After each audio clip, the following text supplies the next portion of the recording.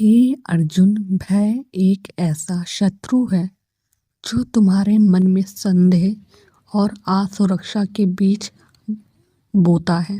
यह मनुष्य को उसकी सच्ची शक्ति से दूर ले जाता है।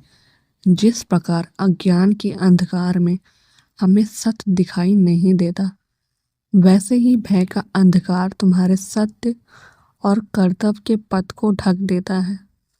इसलिए हे पार्थ, भय को नाश करना ही तुम्हारा पहला कर्तव्य है। भय तब उत्पन्न होता है जब हम अपनी आत्मा को सीमित मानते हैं, जब हम अपने आप को केवल इस देह तक सीमित समझते हैं। परंतु यह जान लो हे अर्जुन कि तुम केवल इस नश्वर शरीर तक सीमित नहीं हो। तुम्हारी आत्मा अमर, अविनाशी और शाश्वत है, जो मृत्यु से परे है, जो जन्म और मृत्यु के बंधनों से मुक्त है। उसे किस बात का भय हो सकता है? हे धनंजय, याद रखो कि जब किसी कार्य को संपन्न करने का समय आता है, तो वीर वही है जो अपने भय को काबू रखता है। जैसे सूर्य अपने तेज से अंधकार को मिटा देता है, वैसे ही ज्ञान का प्रकाश तुम्हारे भय को समाप्त कर सकता है। यदि तुम अपने वास्तविक स्वरूप को पहचानोगे तो भय के लिए कोई स्थान ही नहीं रहेगा। तुम्हारे भय का एक और कारण है। जब व्यक्ति यह सोचता है कि मैं करता हूँ, तब उसमें कृतज्ञ का भाव आ जाता है और उसके परिणाम स्वरूप उसे भय भी होता है। लेकिन तुम यह समझो कि वास्तविक कर्ता तो मैं हूँ, परमात्मा हूँ।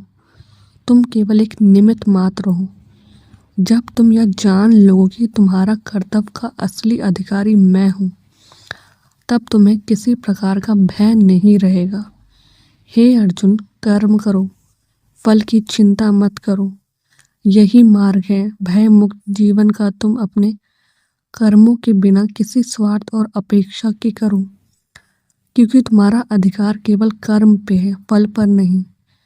जो व्यक्ति अपने कर्मों का बोझ मुझ पर समर्पित कर देता है, वह भय से मुक्त हो जाता है।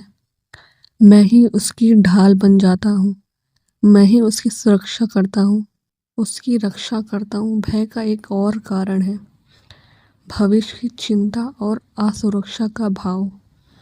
परंतु हे अर्जुन, क्या तुमने कभी सोचा है कि इस सृष्टि का निर्माण, पालन और संहार मेरे अधीन है? जो आज है और मैंने रचा है, और जो कल होगा वो भी मेरे अधीन होगा।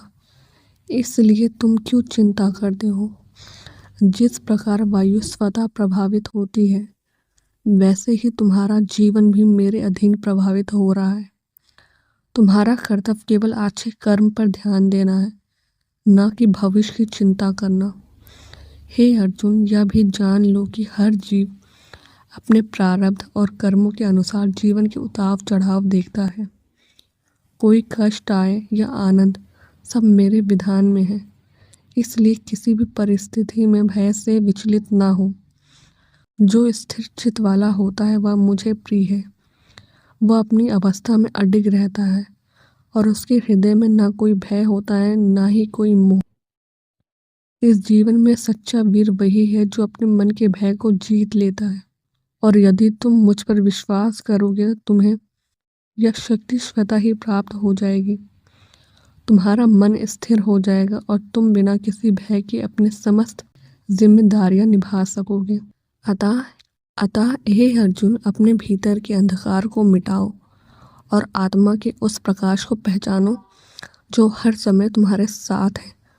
वह प्रकाश ही तुम्हें भय मुक्त करेगा। जान लो कि मैं ही तुम्हारा संरक्षक हूँ, मैं ही तुम्हारी सखा हूँ और मैं ही तुम्हारा गुरु हूँ।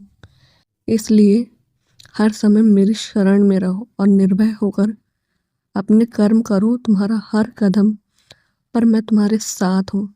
इसलिए हे पार्थ, उठो, अपने शस्त्रों को धारण करो और अपने कर्तव्यों का पालन करो। यह जान लो कि मैं तुम्हारे साथ हूँ। किसी भी भय से तुम घबराओ मत। जय जय श्री राधे।